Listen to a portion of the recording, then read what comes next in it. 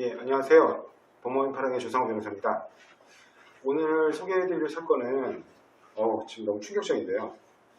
장애 아들을 필리핀에 유기한 부모, 부산 한의사 부부가 필리핀에 아이를 유기한 사건, 지금 굉장히 충격적이죠. 그걸로 지금 그 뉴스들에 많은 뉴스들이 지금 등장하고 있는데요. 지금 이 사건이 현재 그 남편은 그 실제로 실행한 두 부부 중에 남편은 구속 기소가 됐고, 그 다음에 그 아내는 불구속 기소한 상태라고 합니다. 그런데 좀 그 당황스러우신 게 그 지금 의뢰하는 죄가 아동복지법 위반이에요. 도대체 어떤 사건이길래 아동복지법 위반으로 기소했는지 좀 궁금하실 것 같아서 일단 사건 개요를 잠깐만 설명드리면, 이 부부입니다. 뭐 경제적으로도 여유가 있는 것 같아요. 한의사 부부인 거 보니까. 그런데 아이가 자폐 증세가 좀 있나 봐요. 그러니까 지금 그 기사로 나온 내용을 보면 그러니까 좀 낮은 수준의 자폐아였던 것 같습니다. 그래서 한 10살 안팎이 되는 그 어린아이를 지금 후속 보도 나오는 내용을 보니까 2010년에도 두 차례나 네팔에 유기를 하려다가 실패한 것 같습니다. 그러다가 2011년엔 경남의 한 어린이집에 또 유기하려다가 항의를 받고 실패하고, 2012년에는 또 충북의 한 사찰에다가 아이를 버리고 왔다가 그 사찰에 어떻게 연락이 돼가지고 항의를 받고 결국에 다시 또 실패하고, 그러니까 2년 뒤인 2014년에는 아이를 데리고 아버지가 출국을 해서 거기서 현지 선교사에게, 이게 사실은 현지의 필리핀 여성과 사이에 내가 여기서 막노동을 하고 있는데 그 사이에 이제 태어난 현지 처와의 사이의 아이다. 근데 내가 경제적으로 키울 능력이 없는데 이제 그냥 벌어놓은 돈이라도 드리고 할 테니 이 아이를 좀 어떻게 키워줄 수 있도록 시설에다 맡겨달라. 이렇게 해갖고 뭐 3,500만 원인가 가량을 그 필리핀 선교사한테 주고 아이를 버리고 또 왔다는 겁니다. 그러니까 지금 도대체 아이를 몇 차례나 이제 유기하는 건지 알 수가 없을 정도인데, 이게 좀 충격적인 사건이에요. 그리고 그렇게 남편이 적극적으로 아이를 버리고 유기하는 그 상황에서 도대체 그 부인은 자기 친자식인데 어떻게 그렇게 방치하고 모른 체 할 수 있었는지, 그것도 굉장히 충격적입니다. 그러니까 지금 사건의 내용은 간략히 이렇고요. 근데 제가 여기서 좀 지적하고 싶었던 것은, 이게 지금 아동복지법 위반입니다. 아동복지법 위반으로, 그러니까 미성년 아동을 보호 의무 있는 자가 유기하거나 방임하는 것도 아동학대에 해당하거든요. 이러한 아동학대에 대해서는 아동복지법이 벌칙으로 아동복지법 71조 1항 2호 사건으로 봐서 5년 이하의 징역 또는 5천만 원 이하의 벌금, 좀 굉장히 낮은 형이에요. 근데 이게 단순히 아동 유기 방임 정도냐? 왜냐하면 도대체가 기본적으로 얘가 자유롭게 활동할 수 있고 보호관계, 꼭 부모가 아니더라도 친척들도 있을 수 있으니까요. 그런 보호관계 범위 내에 있을 수 있는 국내도 아니고 심지어 국외로 애를 데리고 가서 그 애를 마치 필리핀 혼혈아이인 것처럼 속여서 신분까지 바꾸고 그래가지고 한국에 못 돌아오게, 그런 식으로 해서 국외에 아이를 버리고 온 사건이거든요. 그러면 이렇게 하는 게 단순히 아동복지법 위반의 유기로만 볼 거냐? 지금 판례에 따르면, 지금 제가 이런 거와 관련해가지고 몇 가지들이 적용될 수 있는 법을 좀 봤는데요.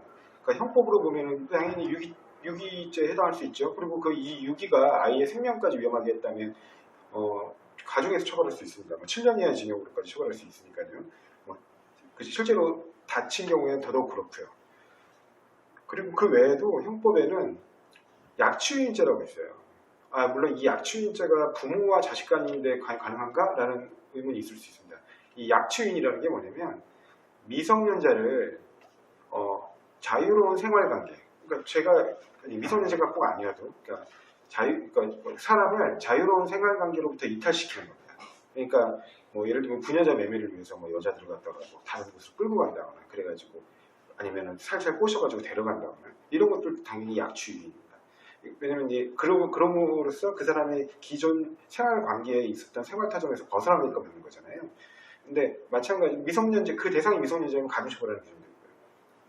그렇게 약취 유인하는 행위가 보면 그러니까 자유로운 생활 관계로부터 이탈시키거나, 그 다음에 그 보호 관계에 있는 자의 보호 관계 내에서 외로 이탈시키는 것을 약취 유인이라고 합니다. 그래서 약간 강제성이 들어가면 약취가 되는 것이고, 그 다음에 그 살살 이제 뭐 꼬시고 유인해가지고 데리고 오면 그게 유인인 거죠.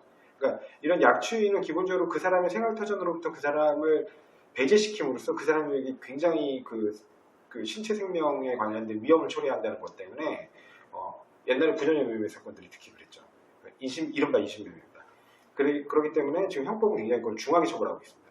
그래서 미성년자 약취인의 경우에는 10년 이하의 징역, 벌금형이 없어요. 그리고 만약에 이게 이런 국외 이송 목적이다. 그러니까 외국에다가 사람을 약취 유인해 가면 더 가중 처벌합니다. 그래서 국외로 만약에 이렇게 약취 유인을 하면 2년 이상, 최소 2년 이상을 해야 된다는 뜻입니다. 15년 이하로 가중 처벌합니다. 그러니까 2년에서 15년 사이에 형을 선고할 수 있다는 뜻이죠. 그러니까 아까 아동복지법 5년 이하고는 차원이 다르죠. 벌금형도 없습니다. 그리고 만약에 그 과정에서 그 아이의 생명의 위험을 초래하거나 아이의 그 상해에 이르게, 그러니까 뭔가 아이가 다치게 되면, 아니면 그런 사람들이 다치게 되면 3년 이상 25년 이하로 더 가중 처벌됩니다. 근데 지금 이 아이가 그 필리핀에 유기된 동안, 그 이제 외국이죠. 그러니까 외국에 그렇게 유기된 동안 필리핀이 우리나라보다는 굉장히 많은 부분에서 위험한 나라이지 않습니까? 치안도 불안하고. 그래서 결국에는 굉장히 그 자폐 증세가 경도였다가 적절한 치료를 받지 못해서 굉장히 심해져서 조현증병 증세까지로까지 악화됐다고 합니다. 그 외에도 영양실조 등의 문제 등으로 지금 들리는 소문에 의하면 한쪽 눈이 실명되었다는 얘기도 있더라고요. 이렇다면 이거는 사실상 상해에 이르게 한 것으로 보일 수 있어서 그 정도라면 약취유인 치상으로 보여지거든요. 이렇게 되면 3년 또는 25년까지, 최대 25년까지 중한형을 선고할 수 있는데 왜 이러한 법률적인 검토를 안 해봤는지가 좀 의문이에요. 물론 보호관계 내에 있는 보호자가 직접 이렇게 애를 유기하고 온 경우에는 약취유인이라고 보기 어려운 거 아니라고 말씀하시는 분들도 있을 수 있는데 이렇게 중대한 범죄라면 좀 더 그 수사기관이 아니면 그 검찰 같은 법률 판단기관들이 더 엄격한 법 적용을 해야 되는 게 아닌가 하는 의문이거든요. 왜냐하면 현행 대법원 판례는 부모라 하더라도 약취 유인의 주체가 될 수 있다고 봅니다. 부모가 아까 외국에 애를 갖다가 무단으로 끌고 가는 거. 그러니까 대표적인 보통 이런 사건, 이런 끔찍한 사건은 아니고 이제 그러니까 부부가 이제 예를 들면 국제 결혼을 했는데 아이 엄마가 아이를 외국에 그냥 데려가 버리는 거죠. 그래서 그 기존에 몰래 데리고 가는 거예요. 그래서 이혼하면서. 그래가지고 기존 아버지를 못 만나게 하고, 그 다음에 그 아이의 그 조부모들과의 생활관계를 차단시키는 그런 것도 미성년자 약취인의 유죄로 봅니다.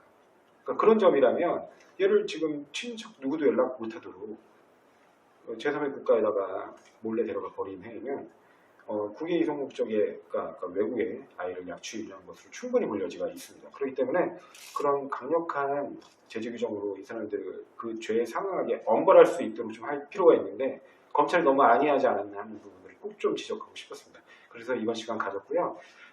이 사람들이 그에 상응하는 엄한 처벌이 내려지기를 다시 한번 지켜봐야 될 것 같고요. 또 검찰은 그에 상응하는 법적 의의를 다시 검토했으면 합니다. 예, 이상입니다.